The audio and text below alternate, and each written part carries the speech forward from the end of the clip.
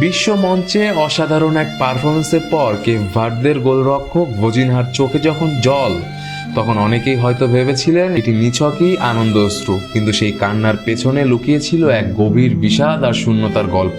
জীবনের সবচেয়ে বড় অর্জনের দিনে তার পাশে ছিলেন না তার সবচেয়ে কাছের মানুষগুলো।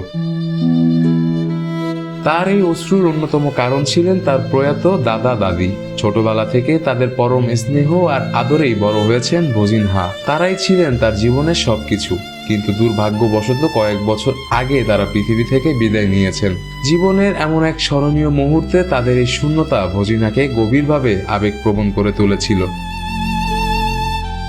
দাদা দাদির পাশাপাশি তার বুকে ছিল মায়ের জন্য এক বিশাল আক্ষেপ। ভজিনহা খুব করে চেয়েছিলেন তার জীবনের এই বিশেষ দিনটিতে মা গ্যালারিতে বসে খেলা দেখুন, কিন্তু কেবল ভিসার জটিলতা এবং আর্থিক কারণে সময় মতো সব গুছিয়ে উঠতে না পারায় তার মা সেখানে উপস্থিত থাকতে পারেননি। প্রিয়জনদের এই অনুপস্থিতি তার আনন্দঘন মুহূর্তটিকে অশ্রুসিক্ত করে তুলেছিল।